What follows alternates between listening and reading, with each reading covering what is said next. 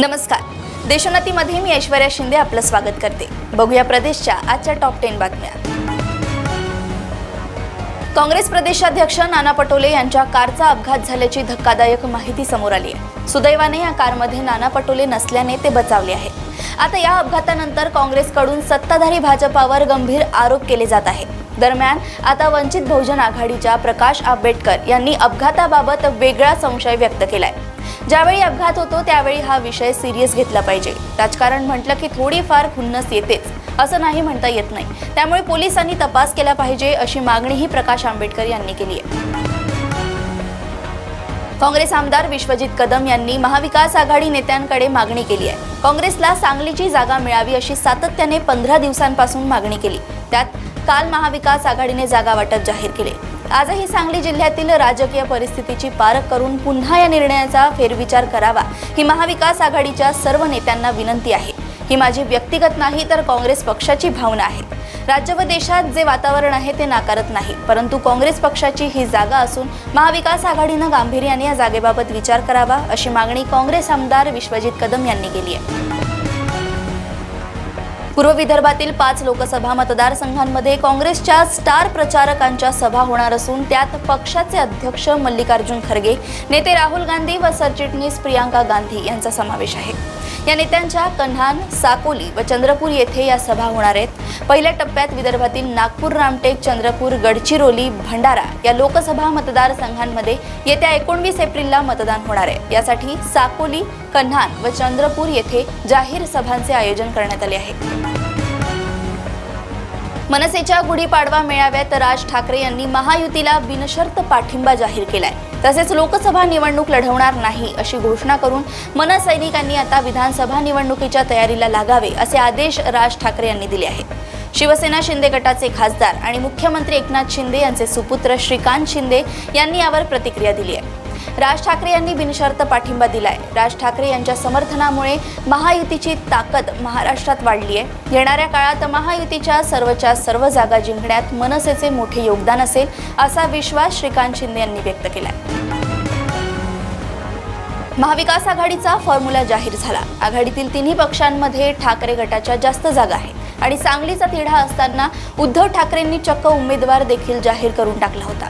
म्हणून सांगली इथं काँग्रेस नेते नाराज आहेत. त्यावरून संजय राऊतांनी काँग्रेसला आपल्या अंदाजात समज दिली आहे. जागा वाटपात कुठलाही बदल होणार नाही. उमेदवार जाहीर झाले त्या भागात उद्धव ठाकरे प्रचार सभा घेत आहेत, फेऱ्या होत आहेत, बैठका घेतल्या जात आहेत. अशा प्रकारे नाराजी दाखवायची झाली तर आमचे लोकही अमरावती, कोल्हापूरलाही दाखवू शकतात, रामटेकला दाखवू शकतात असा सूचक इशारा ठाकरे गटाचे खासदार संजय राऊत यांनी काँग्रेसला दिलाय. महाविकास आघाडीमध्ये सांगलीची जागा शिवसेनेकडे गेल्यानं काँग्रेसच्या स्थानिक कार्यकर्ते आणि नेत्यांना मोठा झटका बसलाय. या जागेवरून काँग्रेसकडून विशाल पाटील हे इच्छुक उमेदवार होते, पण आता त्यांचा पत्ता कट झालाय. पण आता त्यांना वंचित बहुजन आघाडीकडून उमेदवारी मिळण्याची शक्यता आहे. कारण याबाबत खुद्द वंचितचे अध्यक्ष प्रकाश आंबेडकर यांनी सुतोवाच केले आहे. आंबेडकर म्हणाले, काँग्रेसनं ठरवलं पाहिजे की महाराष्ट्रात त्यांचं अस्तित्व ठेवायचं आहे की नाही. आज सकाळीच विशाल पाटील आणि प्रकाश आंबेडकर यांच्यात चर्चा झाली, ज्यानंतर विशाल पाटलांना वंचितकडून उमेदवारी मिळण्याची शक्यता वर्तवली जात आहे. लोकसभा निवडणुकीच्या तोंडावर राजकीय घडामोडींना वेग आलाय. अशातच सभा प्रचार यांना सुरुवात झाली. अशातच पंतप्रधान नरेंद्र मोदींच्या प्रचार सभेदरम्यान केलेल्या एका वादग्रस्त वक्तव्यावरून भाजपचे चंद्रपूरचे लोकसभेचे उमेदवार सुधीर मुनगंटीवार यांच्या अडचणीत वाढ होण्याची शक्यता आहे. सुधीर मुनगंटीवारांच्या वक्तव्याचा व्हिडिओ काँग्रेस नेते सचिन सावंत यांनी ट्विटरवर पोस्ट करत निवडणूक आयोगाला टॅग करून मुनगंटीवार यांच्यावर कारवाई करण्याची मागणी केली होती. सुधीर मुनगंटीवार यांनी केलेल्या वादग्रस्त वक्तव्याची निवडणूक आयोगाने दखल घेतली आहे. रश्मी बर्वे यांचा लोकसभा निवडणुकीचा उमेदवारी अर्ज रद्द करण्याच्या निर्णयाला स्थगिती देण्याची विनंती मुंबई उच्च न्यायालयाच्या नागपूर खंडपीठाने फेटाळली होती. काँग्रेसने त्यांची उमेदवारी जाहीर केल्यानंतर जात पडताळणीचं प्रकरण समोर आलं होतं. उच्च न्यायालयाच्या या निर्णयाला आव्हान देत रश्मी बर्वे यांनी सर्वोच्च न्यायालयात विशेष परवानगी याचिका दाखल केली. आता ही याचिका सुप्रीम कोर्टाने फेटाळली असल्याने रश्मी बर्वेंच्या अडचणींमध्ये वाढ होणार आहे. या दरम्यान कोर्टाने सरकारवरही ताशेरे ओढले आहेत. केंद्रीय मंत्री रामदास आठवले गेल्या काही दिवसांपासून राज्यातील महाविकास आघाडीच्या जागा वाटपावर टीका करत होते. त्यांनाच भाजपाने महायुतीमध्ये लोकसभेची जागा दिली नाही. आठवलेंनी भाजपाकडे 2 जागा मागितल्या होत्या.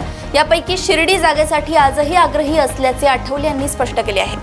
पंतप्रधान नरेंद्र मोदी यांची राज्यात प्रत्येक टप्प्यात 2 सभा होणार आहेत. रिपब्लिकन पक्षाची भूमिका आहे की केंद्रामध्ये कॅबिनेट मंत्रीपद मिळावे. ऐन निवडणुकीत भूमिका बदलणे अतिशय अयोग्य आहे. आम्हाला जरी जागा मिळाली नाही तरी आम्ही महायुती सोबत आहोत. देशात एनडीए सोबत असणार असल्याचे आठवले यांनी स्पष्ट केले आहे. निवडणुकीच्या तोंडावर राज्याच्या राजकारणात मोठ्या घडामोडी घडताना दिसत आहेत. अशातच मनसे अध्यक्ष राज ठाकरे यांनी महायुतीला पाठिंबा देत असल्याचं मंगळवारी जाहीर केले. त्यांच्या या भूमिकेमुळे सर्वांनाच धक्का बसलाय. त्यानंतर पक्षातील नेत्यांमध्ये नाराजी दिसून येत आहे. राज ठाकरेंनी आपली भूमिका मांडल्यानंतर मनसेचे सरचिटणीस कीर्तिकुमार शिंदे यांनी परखड पोस्ट शेअर करत मनसेला जय महाराष्ट्र केलाय. पोस्टमध्ये कीर्तिकुमार शिंदे यांनी राज ठाकरेंच्या आधीच्या आणि आत्ताच्या भूमिकेवर सवाल देखील उपस्थित केलाय. अशाच प्रदेशातील टॉप 10 बातम्या जाणून घेण्यासाठी बघत राहा देशोन्नती. आणि अजूनही तुम्ही आमच्या चॅनलला लाईक आणि सबस्क्राईब केलं नसेल तर लगेच लाईक आणि सबस्क्राईब करा आणि बघत राहा देशोन्नती. नमस्कार. ठळक घडामोडींसाठी देशोन्नती न्यूज चॅनलला सबस्क्राईब करा आणि बेल आयकॉन प्रेस करा.